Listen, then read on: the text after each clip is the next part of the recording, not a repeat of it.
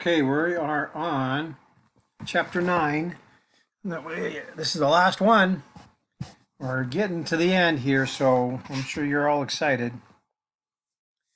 So, chapter 9 deals with trials and punishment. It's the trial process and punishment. It also talks about um, certain rules about, for instance, the collection of evidence, who has the responsibility of preserving evidence, and what does it mean to preserve evidence? So we're gonna kind of take these on one at a time.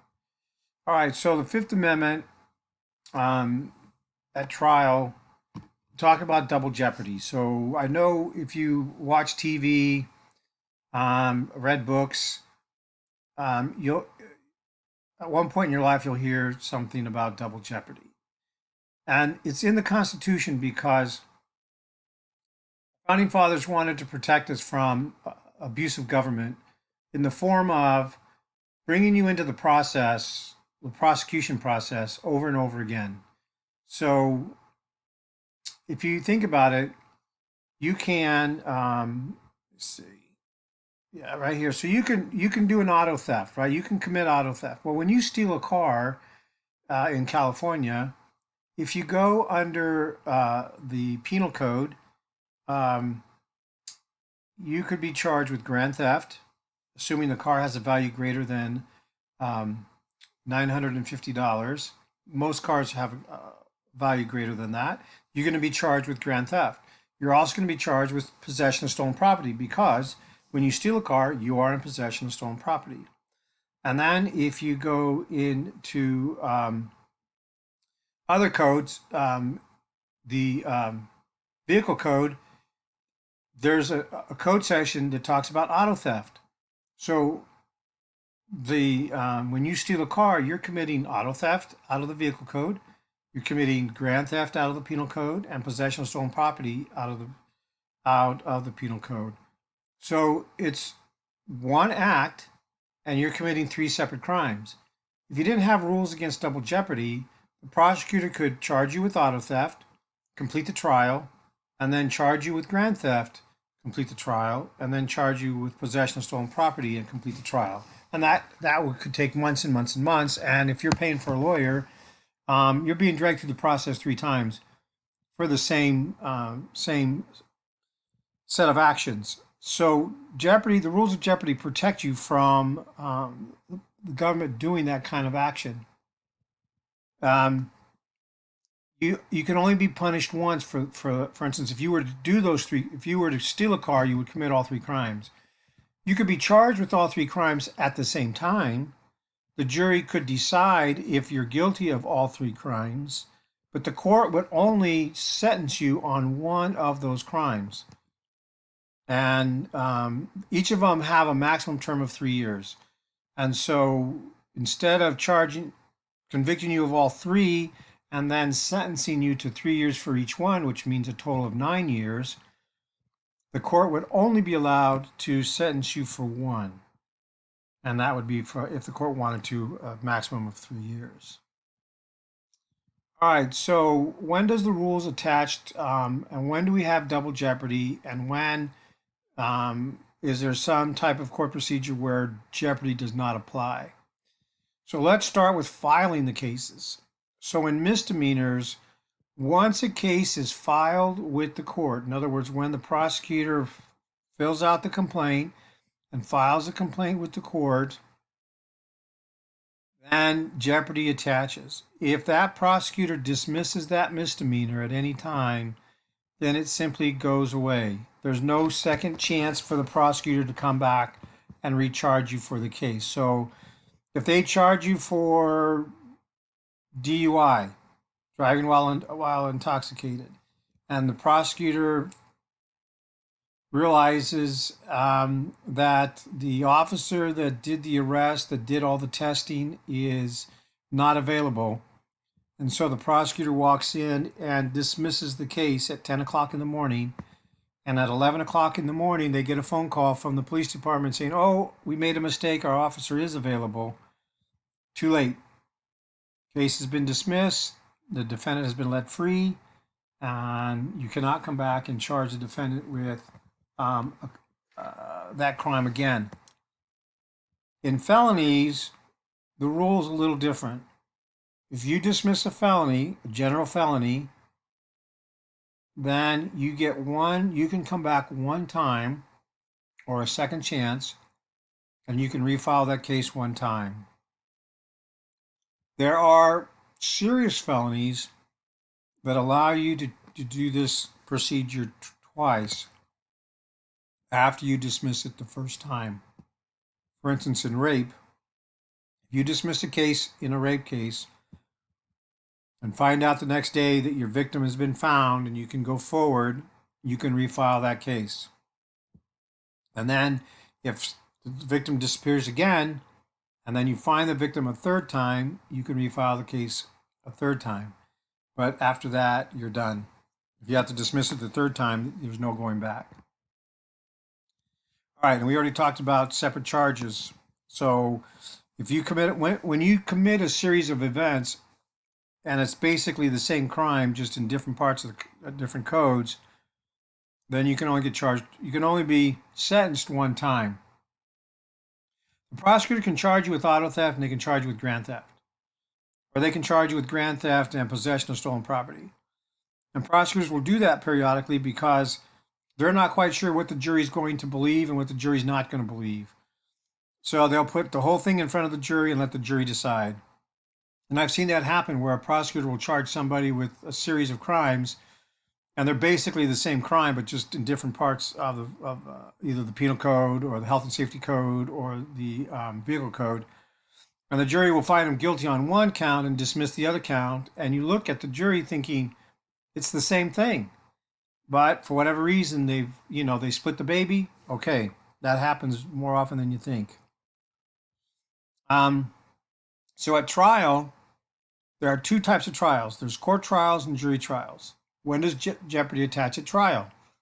If it's a court trial, when that first witness takes the stand. So a court trial is when the judge, there is no jury. The judge is the jury, and the judge is the judge of the law. So the judge, the man or woman in the black robe, that's their courtroom, and they are responsible to control the courtroom and to determine which laws apply to this particular case, right? So they're there to administer the law. The jury, the 12 individuals, are there to determine the facts. If they decide that yes, there's enough facts to find the person guilty, they make that choice. In a court trial, the defendant has waived the jury. A defendant is entitled to a court trial. I'm sorry, a defendant is entitled to a jury trial. They have the right to say, Judge, I don't want a jury trial. I want the court to hear the case. The prosecutor does not have that right. The prosecutor can never waive a jury trial for the defendant. The prosecutor has to agree to a court trial. So that request for a court trial has to come from the defendant, so it's initiated by the defendant or the defense attorney. And then the court will look to the prosecutor and say, do you agree or disagree?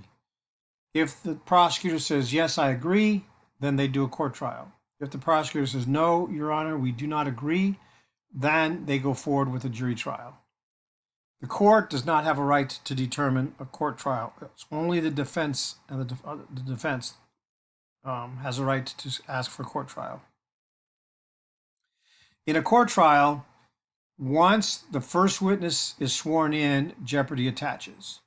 Meaning that once that first witness is sworn in, and for whatever reason the case is dismissed, then jeopardy has attached, and you cannot now come back and refile that case and charge the defendant a second time.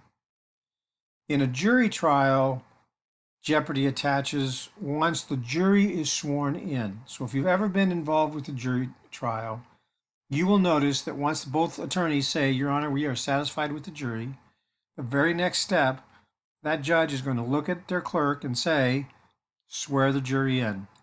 Once they swear the jury in, jeopardy has attached. And if for whatever reason the prosecutor has to dismiss the case, then you cannot refile. You don't get a second bite of the apple. At trial, once it's dismissed, you're done. Jeopardy attaches. You're not allowed.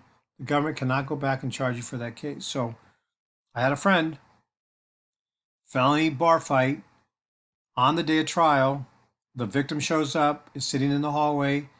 The prosecutor walks in, says, "Judge, we're ready." They do their opening statements. The prosecutor walks outside to grab the witness. The witness is not in the hallway. The prosecutor goes back inside, says, "Judge, I apologize. My witness was here. He's been here all morning. Perhaps he's downstairs smoking a cigarette. Your Honor, may I go and check the bathrooms and check downstairs to see if he's there so we can start the trial?" Judge says, "Go ahead." Comes back, says, "Judge, I'm sorry. I couldn't find my witness. For whatever reason, they've disappeared. Can we have a continuance until 1 o'clock so I can try to find my witness?" The judge reluctantly says, "Okay, you got until 1 o'clock." At 1 o'clock, the prosecutor comes back and says, "Judge, I'm sorry. We sent officers to their house, to their work, to all these different places, and he cannot be found." The judge says, "All right, you can't go forward. Do you have a motion?" And the prosecutor says, "Yes, Your Honor, I move to dismiss this case." They're done.